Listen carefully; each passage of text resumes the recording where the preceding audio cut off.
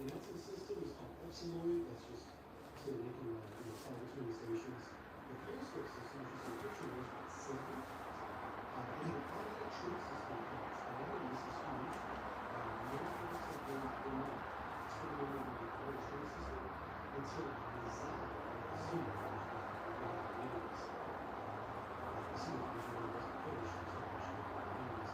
And then they tried to go back and actually put automatic trace since 688. The 688 that I was in, we went to an experimental equipment, one of which was an automatic trace station out of two-house control. And it did not work. It just simply was too slow. Whenever you train a submarine, you need to kind of anticipate if you've only trained the bow or the stern, or if one side is a little bit too heavy, and you kind of have a feel for how it's trained. It's not manual, because you need to anticipate a weight change or be able to feel it rising about before it actually happens. And so we never got this really down at the time until the 80s. Because we do have the automatic train now, of course. But they had this design back in the 60s and built it in the 70s. So they were decades ahead of us when it comes to automatic train. And it's very hard to do. So kudos to them for doing it. Automatic train system, that's called code. And when it comes to the machinery systems, which is all the other systems that mechanical running, hydraulics, or the electrical buses, the system that controls all those other systems is called rhythm. And it's a great name for it because it's kind of the rhythm or the heartbeat of the submarine. Alright, here's a picture of the torpedo. Like I said, it has 6 torpedo tubes. They're all the same size. 50 centimeter, like a large mines, torpedoes. One of the torpedoes is from this camera. And there's also a rocket, a submarine torpedo that can be launched, and then a rocket supposed to be launched for a fixed distance and it drops down on the moon. There's 6 tubes here. You can see the front side of the rocket, so you can see the side there. And this one is the shot. Alright, the third component, we'll talk about this a little bit earlier. This is where everybody is doing watch TV, and work. So this is just an upper level here. This is also called a rescue training. So this is our upper level. This is the main control room, the main command house. That's translated from Russian to English. And this is where everything is controlled. From the reactor to radios and filters to the ship, everything is right here. And 8 people at a time, they're going to watch this space. This is kind of the scenario of straight up. It's a escape console. The escape chamber. The escape chamber is also where rigid. So if they're using the escape chamber, they're going to find it where the energy comes from transit. Just below this is the gravity, the enchained spaces, the welding, and everything. And below that is the door for the access to the building. And the third level of the station is the office. So everybody gets their building, everybody gets their space. They're across 2 buildings. Because of the usually see the risk person is a building around, so you have a physical class that gets extra training, extra field command. And then from the road. So we usually have 25 or 26 officers and 5 or 6 more officers. 2 units holding between 30 and 42 and one of those in the building. And everything is done here in the third compartment. All the compartments are watertight, sealed by electric doors. So they can get to compartment 1, 2, and 3, and 4, 5, and 6 in the unit within a week. Don't let it break compartment. If you just go compartment 3 for the entire unit. Alright, so on the bottom, let's talk about the mission scale. She's 80 meters long, 10 meters wide, displacing 3,900 tons. That is less than half the size of a 688. This thing is small. The modern Japanese diesel boat is approximately 3,100 tons. The just means so this thing will be shot back in the 70s is very close to the diesel boats. Very small and sleepy. They can't go down to estimated 500 grams. They actually tested it. It was good so it's going to be considered 500 grams, 16 to 40 feet.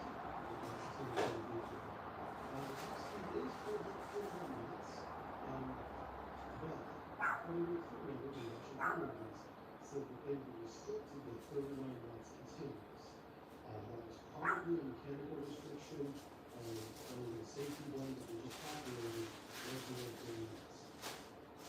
And you may think, well, how much difference between 40 and 30 watts? There isn't really too much difference.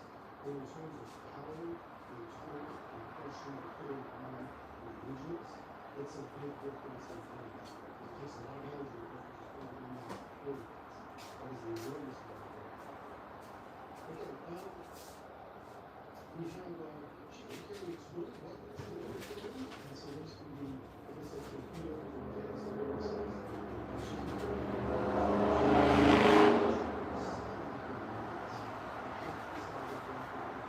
so she can carry 2 guns on the side. And the big thing in terms of performance, look at this. She can carry 100 meters just for 20 rounds in 42 seconds. We saw that earlier in our sea trials. And it's pretty incredible. To turn a submarine around in just over 40 seconds is terrifying for, say, a NATO submarine that's tracking it. You know, and she could just be on top of us instead of away from us.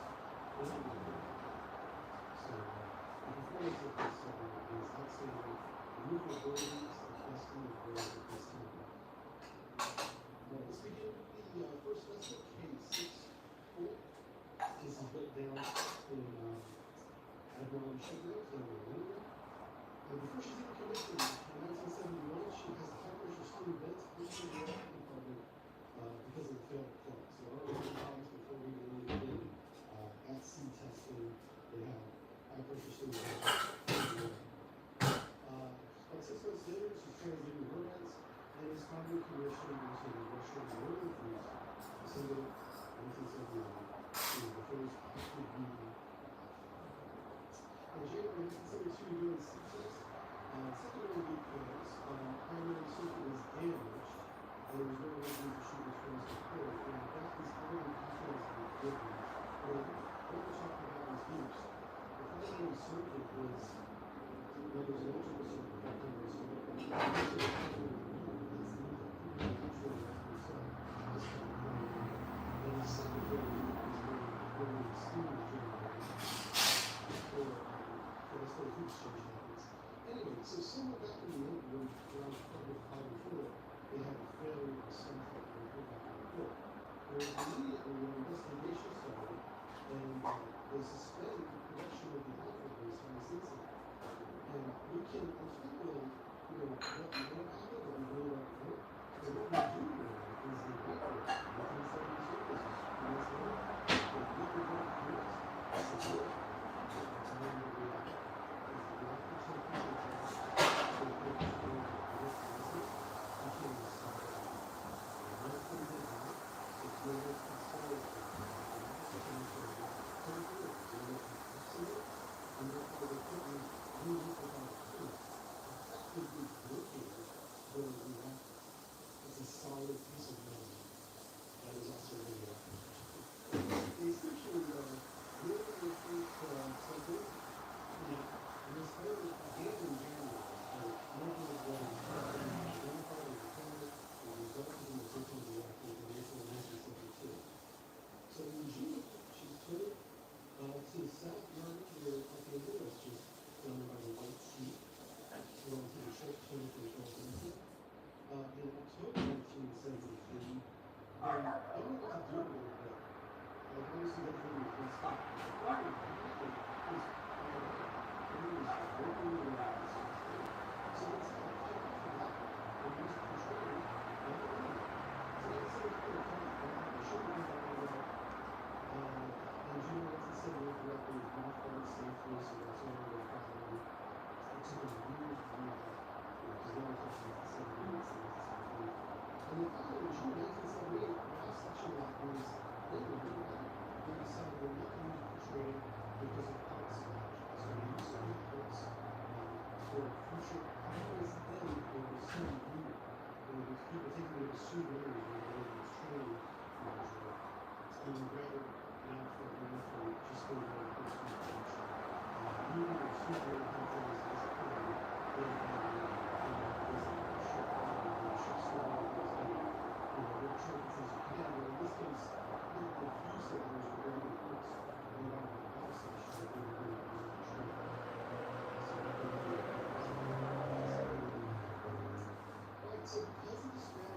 started to look at the project. Like I said, they suspended the alpha project. We're not building it at the moment.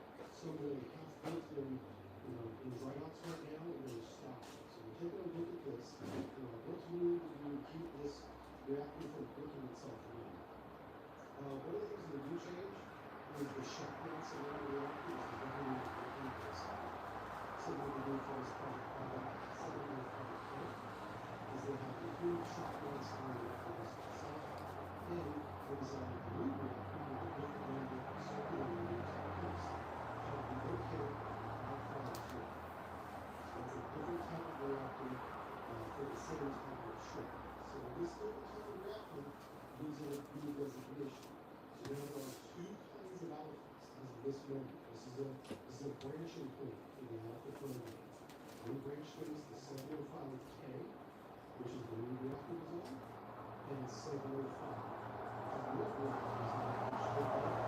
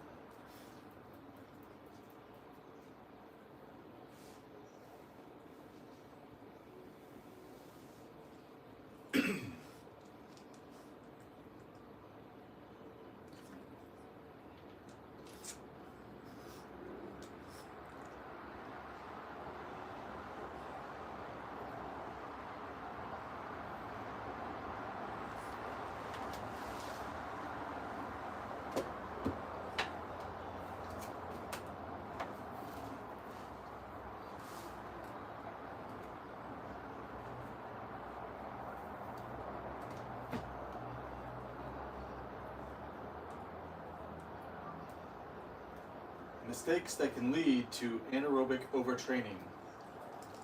What possible mistakes and the factors that make up the exercise stimuli might lead to an overtraining syndrome? Answers to this question remain somewhat speculative. An ineffective program that plateaus or maintains a performance variable well under its potential may also contribute to a type of pseudo-overtraining state. Mistakes of too much and too little both can have similar performance results, but the overtraining state is associated with greater damage or negative physiological alterations in the neuromuscular system.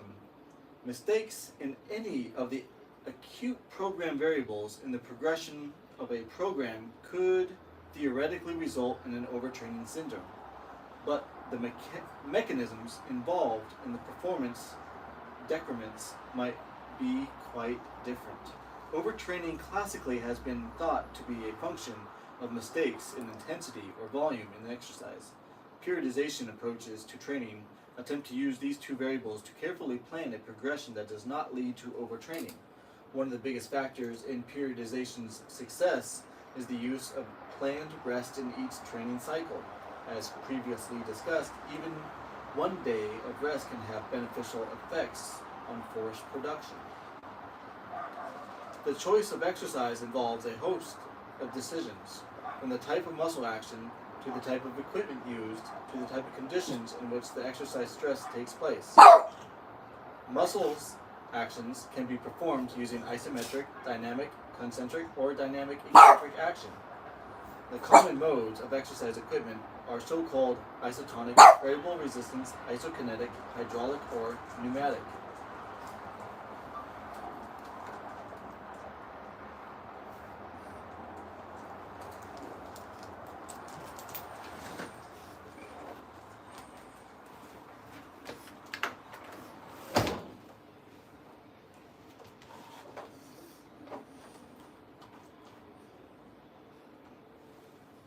Alexa, neon lights on. Okay.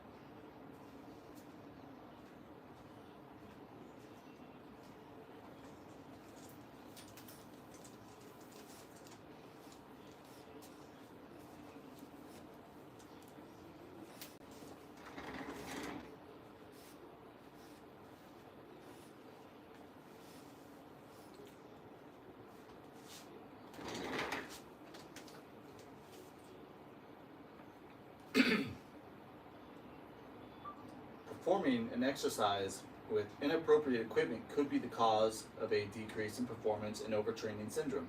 In a study by Newton et al., inappropriately hanging onto the bar and trying to perform speed repetitions resulting in a deceleration of movement and reduction in power in a bench press exercise. This was the opposite of what was intended by the concept of speed reps, and was a mistake in the choice of equipment. That is, the accelerating mass of free weights or machines that creates momentum must be decelerated if the athlete hangs onto the bar to the end of the joint's range of motion. Therefore, a better choice may have been equipment that allows the weight to be released at the end of the range of motion. An example, medicine balls, or that does not have an accelerating mass that needs to be slowed down at the end of the range of motion. Isokinetic, hydraulic, and pneumatic devices. Such equipment would most likely not require deceleration response or cause a reduction in power when the intensity was to train the body to accelerate a mass and develop greater power. Proper position and fit are vital to proper use and effective training, or overuse problems can arise. Equipment can be classified as fixed form or free form in nature. Fixed form equipment maintains the pattern of movement over a range of motion. Free form exercise uses free weights or machines that allow for multiple planes of movement and require balance. When a machine fixes the pattern of movement in an exercise, it determines the tissue that is recruited. Fixed form exercise equipment typically isolates muscles at the specific joint and is very effective in training the isolated muscles. So that if the exercise around a joint is not carefully balanced, an example, both quad and hamstring exercises in a program, strength imbalances can occur faster than with free weight training. A lack of variation in the pattern of the muscle fiber recruitment, no requirement for balance in multiple planes of movement, and less synergistic muscle use during the activity can diminish the specificity to actual sport or daily life activity. In addition, the strength and conditioning professional must take sure that the individual fits the equipment so that inappropriate forces resulting from dramatic differences between strength curve of the individual and that of the machine do not contribute to overuse syndromes if the resistance is varied over the range of motion. The order of exercise may be important in overtraining. The effect of order on a resistance exercise workout is related to the rate of fatigue and the intensity possible. Whether a squat exercise occurs at the beginning or at the end of a workout affects the amount of resistance that can be used. The exercises in the workout must be prioritized so that the ones most important to the training goal are placed at the beginning of a workout. A plateau in the training response could result from exercise being performed in a fatigued state, when optimal recruitment is not achieved and maximal loads cannot be used. Although pre-exhaustion techniques require the athlete to perform exercises while fatigued, the fact is that if maximal strength and power performance are desired, maximal loads must be used in training to adapt the nervous system optimally. Even going from arm to arm and leg to leg in circuit training rather than arm to leg, which allows more recovery, can create a problem in the rate of progression for stimulating the targeted musculature. If an individual does not progressively adapt to the consecutive use of the same limbs, the force capability is reduced in the subsequent exercise, and thus the intensity is affected. Furthermore, more complex exercises and large muscle group exercises typically must be placed at the beginning of the workout to optimize their performance and intensity. Thus, physiological effects in the order of exercise are the part of the workout design that must be given careful consideration. As already discussed, the intensity of a resistance exercise interacts with the volume of the exercise. An example, sets times reps times intensity.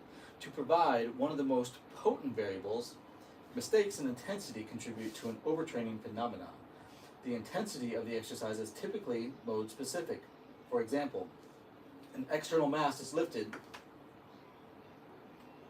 in free weights and machines. Submaximal or maximal efforts is exerted in isometrics. A velocity of movement with maximal exertion is used in isokinetic resistance, and specific force settings, i.e. hydraulics and pneumatics, or band thickness are used in a variety of other resistance modalities for resistance settings. Typically, a repetition maximum, e.g. 10 RM, or a percentage of 1 RM, e.g. 50% of 1 RM, is used to quantify the demands of the exercise. Too rapid a rate of progression in the resistance can lead to less than optimal training adaptations, or, as we have seen, a workout that is not normal, i.e. 10 sets of 1 RM every day for 2 weeks, can result in overtraining.